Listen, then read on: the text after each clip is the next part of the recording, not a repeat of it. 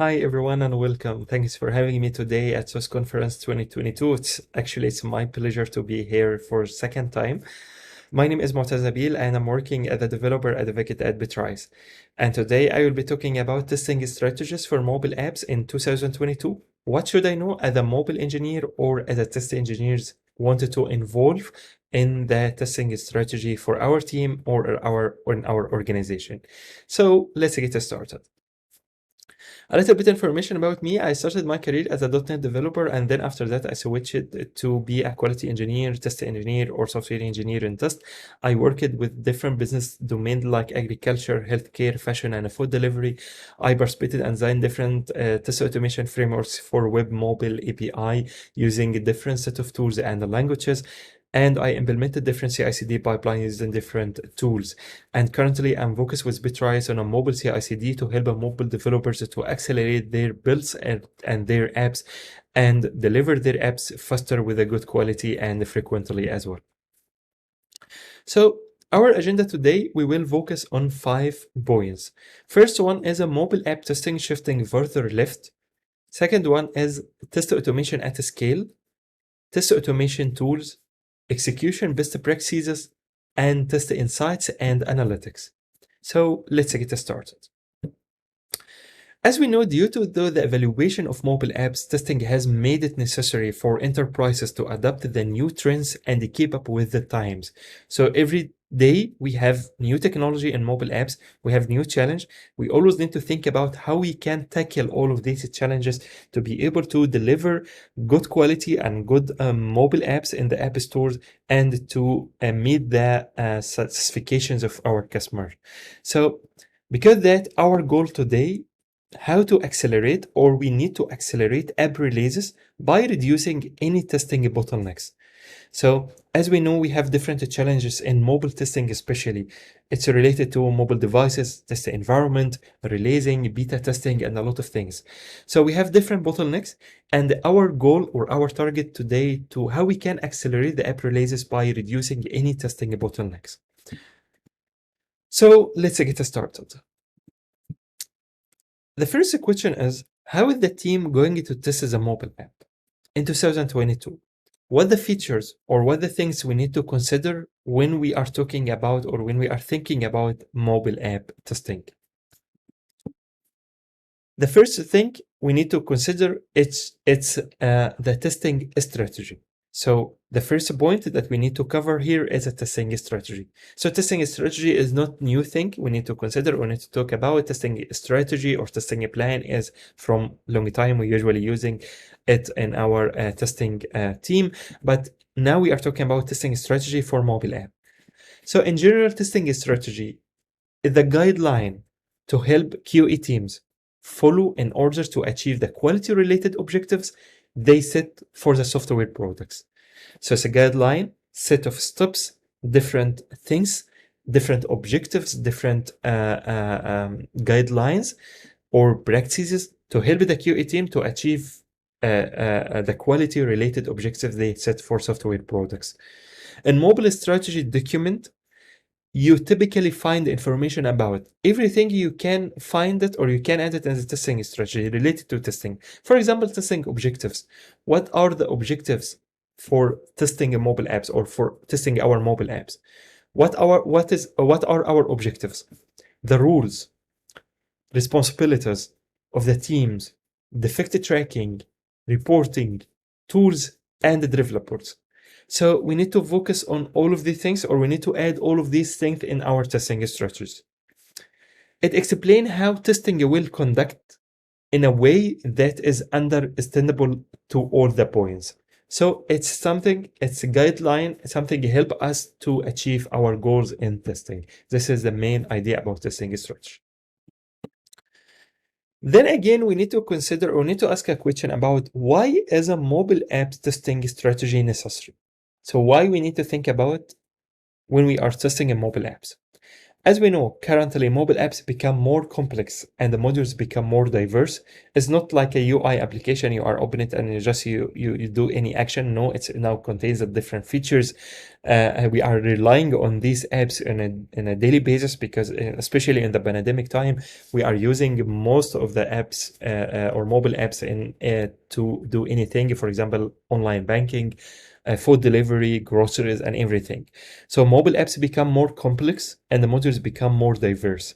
Mobile teams are growing and become a large engineering team. Here there is a challenge related to the large engineering team, or the team now is scaling, and we have different or a lot of mobile engineering working together. So how we can setting a test strategy together to be able to accelerate our app releases and make sure that our apps in a good quality when we are releasing these apps or our applications. And as we know, serving millions of customers every day. So if you are an enterprise company and you have like application helping or serving millions of customers, so this also as a challenge. And this also a reason why we need to consider or think about testing strategy. Test strategy for mobile apps testing usually including different points or different stages. So testing a process, issue severity, issue priority, defect life cycle, environment tools, and deliverables. So maybe we can't talk about all of these points in this session, but we will consider a set of things, or we need to consider a few things that we can think about in the future or in 2022 to focus on our mobile app testing strategy.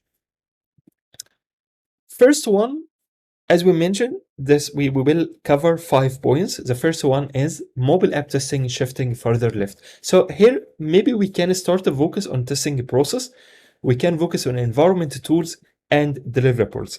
So as we know, issue severity, priority, and the defect lifecycle is maybe related mostly for the test case management tools and the process itself in the team. So how we can do the severity for the issues and the defects, how we can prioritize the issues, which is the high priority, what is the high severity, and so on, and the defect life management, how we can open or like create a tickets for the developers if it's including or if there is any bug or like critical bug in our team. So this is mainly what the testing strategy including. But today we can focus on testing a process, environment tools, and deliverables.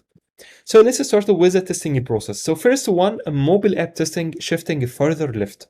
So we need to consider the shift left, but at the beginning, or let's talk about what is the shift left testing in general. So shift left testing is approach of taking the action of testing the software and moving it to the left in the delivery pipeline, or testing the software period at the development lifecycle in the historically type. For example, let's talk about this image. Shift left means that we are moving to like developing.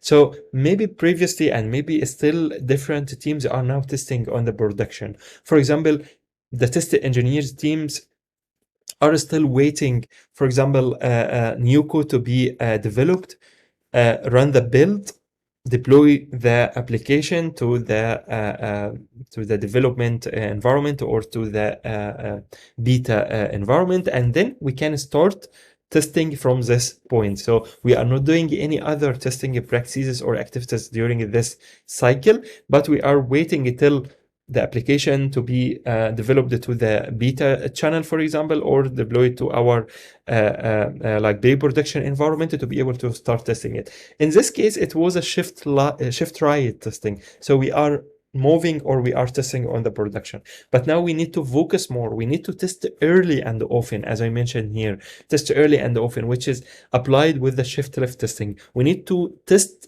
early in early stages. For example, once the developer is changing anything in the code or create a BR or create a release branch, so we will start testing immediately. We will run our test cases or our automated test cases immediately to be able to fetch bugs as much or as soon as possible and in early stages, because as we know, the cost of the bugs on the production is expensive, and if we found it in the development, so it will be cheaper and we can fix it quickly and we can find the problem or the root cause easily instead of like finding or searching on the production environment. So the first point, we need to consider the shift left testing.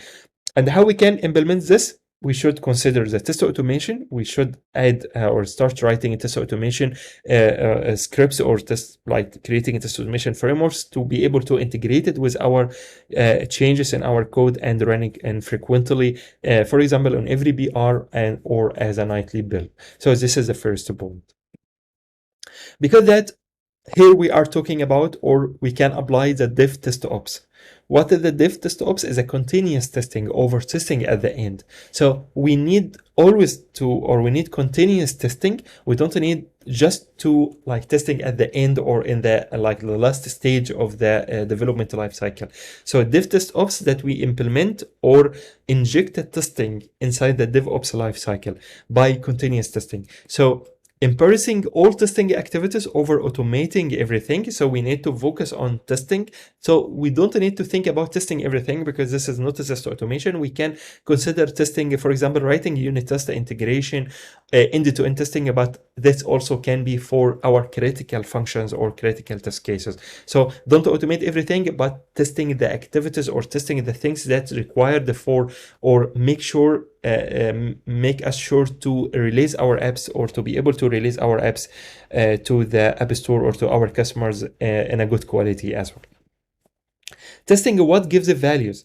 So based on customer usage over testing everything. So as we mentioned again, so don't automate everything, don't test everything. So just testing what gives values, which is what are the critical test cases. For example, if we have a grocery application or food delivery application, and we need to test, for example, we need to focus on testing a place order. We need to testing the making order, for example, a payment. We need to test a different payment method, for example. So here, this is what makes value. So for example, if we have a problem in the payment method, this will be like fail the process for doing a process or order the process, which is or process the order, which is will like make the customers are not happy or not satisfied as well. So we need always to testing what gives the values. And a whole team approach to testing over testing in siloed testing department. So it's a whole team approach. So it's not only the responsibility for test engineers, it's a whole testing or whole team responsibility. So it's a whole team approach for testing. The mobile developers should write UI testing, unit testing, integration, should participate in the testing activities and meetings and everything related to testing. So here is not so it's not only responsible for the test engineers, but is for the whole team approach. So the main idea is keeping testing visible. Dev test ops, test early and often. This can make our application or accelerate our app releases. So continuous testing is a process for executing automated tests as a part of the software delivery pipeline or the CI/CD pipeline in order to obtain feedback on the business risks associated with the software release cadence as rapidly as possible. So it's something continuously happen. As we mentioned, continuous integration, we usually, if we have any change in the code, we run the CI system to make sure that there is no any breaks in our code. Continuous delivery, continuous deployment, and also we have a continuous testing, which is usually we need to run automated tester on every stage, a nightly build on every BR in the morning. So we have a set of test cases ready for to be run on every at every stage in our pipeline or our life cycle.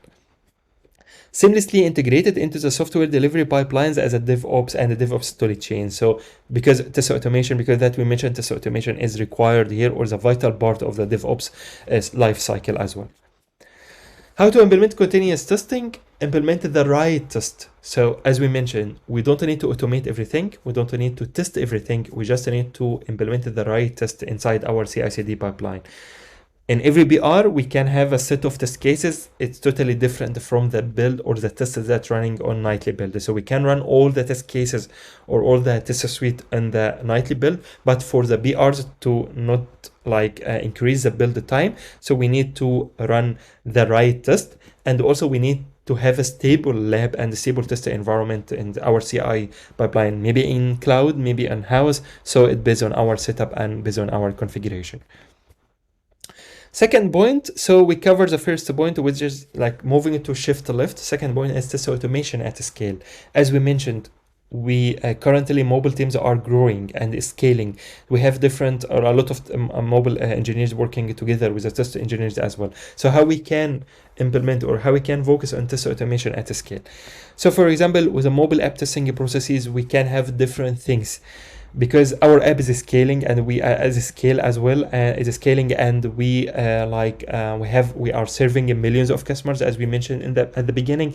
So we need to consider different set of testing processes and testing types and testing activities. For example, we can focus on functional app testing, deep link testing, push notification, because these are our features in our mobile apps, and we need to test it. Deep links are used in like Coupon or any other things inside the app. Push notification for sending updates from our application. Security testing and vulnerabilities scan. So we need to scan our apps to find if there is anything wrong against the security checks or anything we have in the checklist. Localization testing. So if we are like developing a multi-language application and we have different language localization inside the application, so we need also to consider localization testing.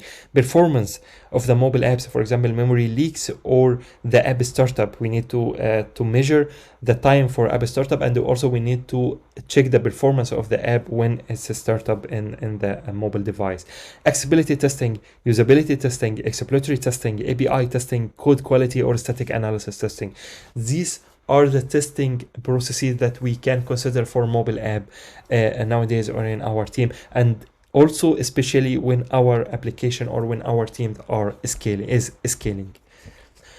So for example, deep links, as we mentioned, deep links is the ability to link into a specific page inside the native iOS and Android mobile app. So for example, here without deep links, you should open the application, redirect to the second screen, redirect to another screen to be able to go to the product page, for example, to get the offer. But with deep links, you can have one specific link, including the offer or any coupon, and then you can directly go to this link using deep links. So deep links is something we need to consider. It's open a specific content page and pass throughout custom data like a promo code, for example, or a coupon code, as I mentioned.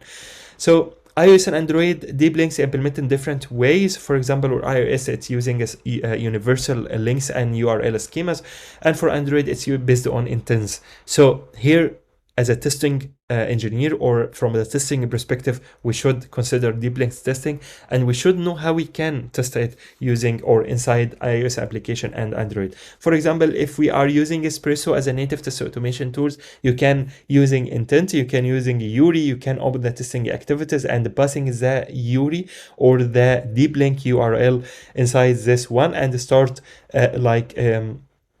assert that the deep link is already open and continuously doing the other steps or the rest of the steps after this point. So for example, with Espresso, you can use Intense and using Yuri.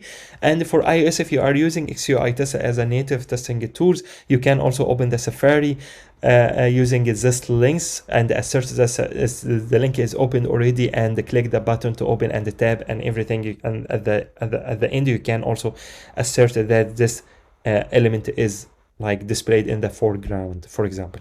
So deep links, we need to consider it. Push notification as well.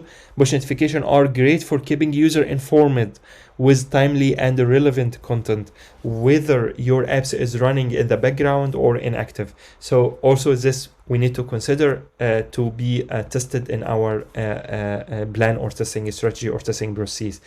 The most important things is the device and OS fragmentation.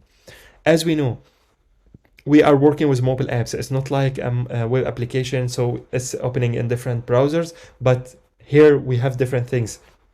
The device model, the OS fragmentation, the manufacture of the device itself, all of these things or all of these factors are affecting mobile apps. So device model, OS fragmentation, it's an everyday problem on both iOS and Android applications. Device fragmentation and hardware related bugs have always been familiar pain point for Android. execute mobile application testing more often due to OS versions upgrades the launch of a new device. So every time we have a new device, we need to consider it in our testing plan or testing strategy. So this is also a challenge and sometimes is a big problem. So, and the difference between, so for example, emulators and the simulators. So let's talk about the emulators and the physical device. When I need to consider emulators and simulators, when I need to consider physical device.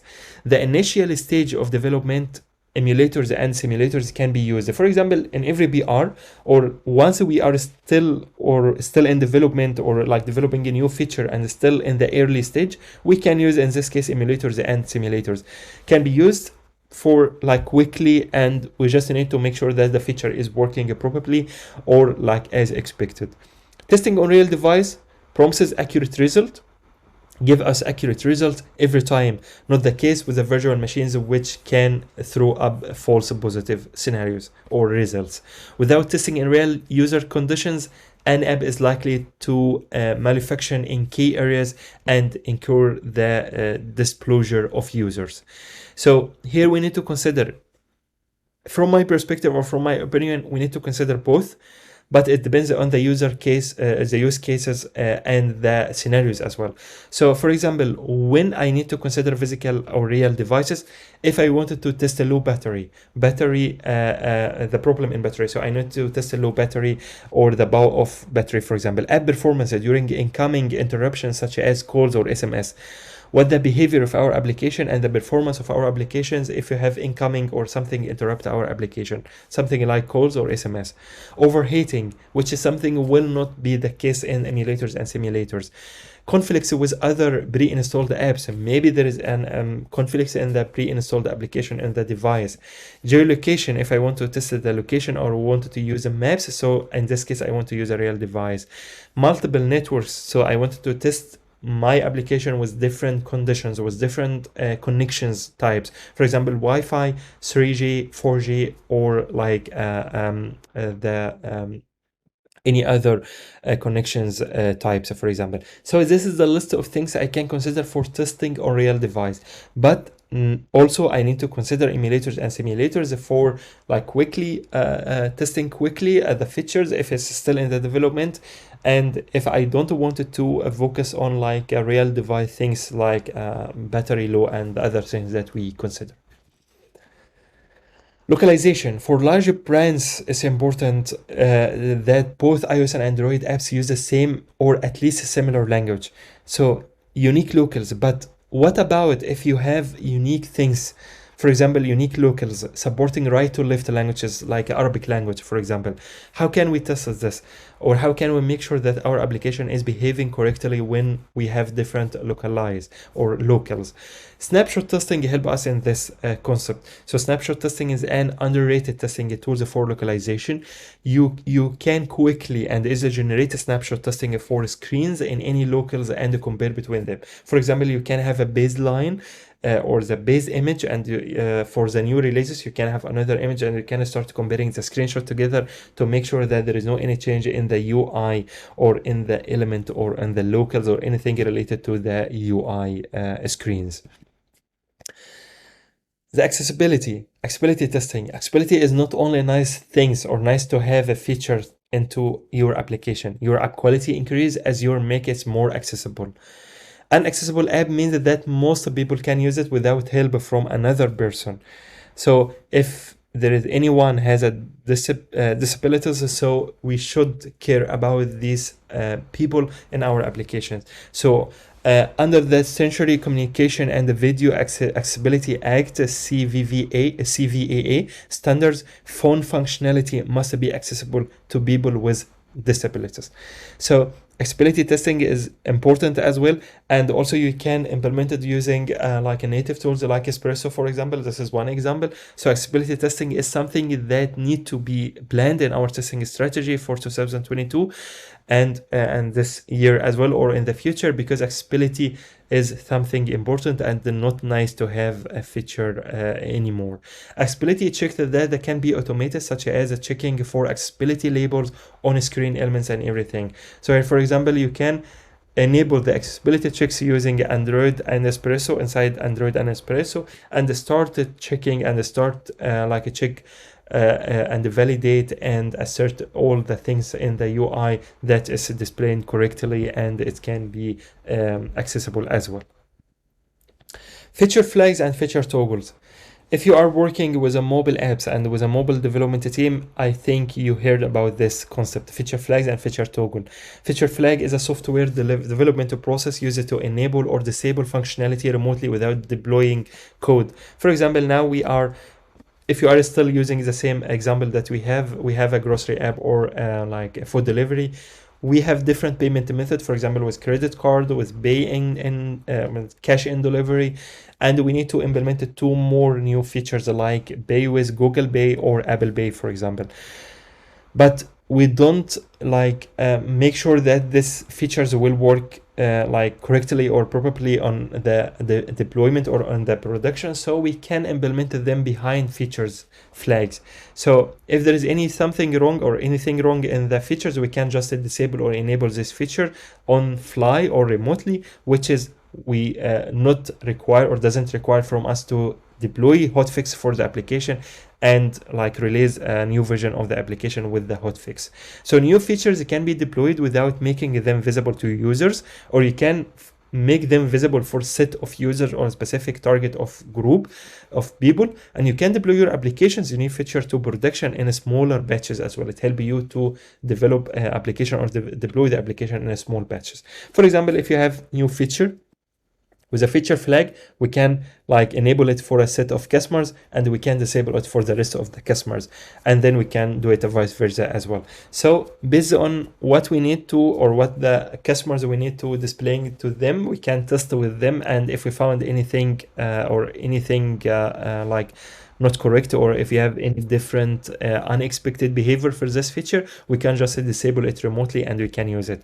But from testing perspective, how we can testing feature flag? So testing or enable and disable features in our application, this required from us to enable or disable them as well in our testing. So for example, here we can implement a specific method if you are using also a native tool. So here we can using test feature flag, and here we can set a priority, enable the feature, disable the feature, and clear the feature as well after that. And once in our test cases, we can just enable the feature. For example, we can test dark mode or enable dark mode and do our test, and then we can at the end clear features, which is will disable the feature again, because the default setting of this feature, it will be disabled by default in our application. But in our case, if you wanted to enable it and you wanted to test it or write test script for this, we need to enable this first.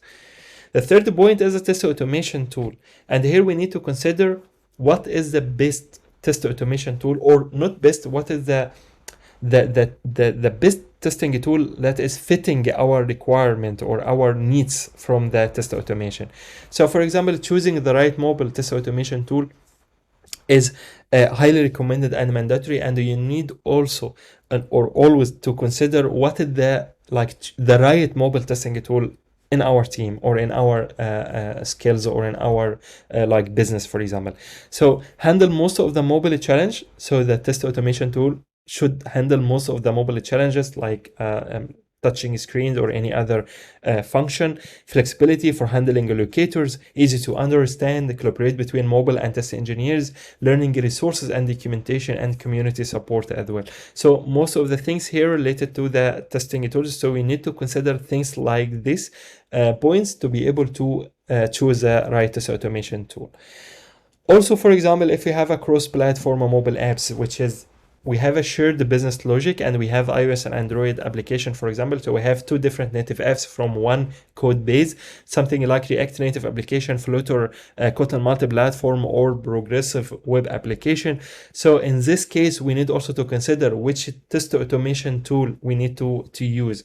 For example, the cross-platform helping us to reduce the cost of the development because it's based on the shared code coverage, reusability of the component, same functionality, faster deployment, and time to market. But the challenge here in testing, how we can consider the testing tool. So for example, if you are using or we are going to a cross-platform or if you are developing a cross-platform application, so we can choose Appium, for example, as a cross-platform tool, or Detox if we are developing a React Native application.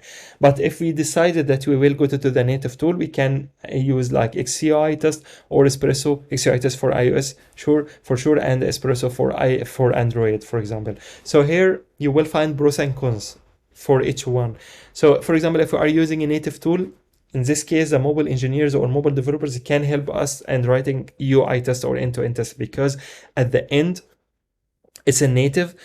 But if I'm using a cross-platform, this will help me to write the script one time and run on different platforms like iOS and Android. So everything, as I mentioned, has a pros and cons.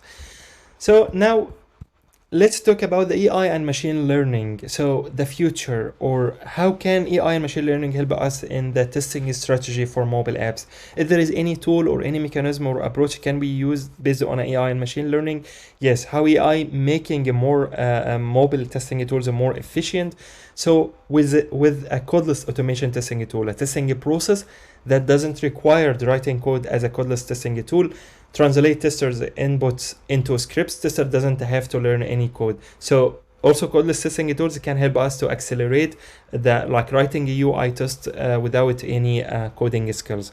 Teams can automate the process of writing a test scripts regardless of their skills, and the codeless testing tools allows to automate much shorter period of time with much less effort. So we can also consider codeless testing tool.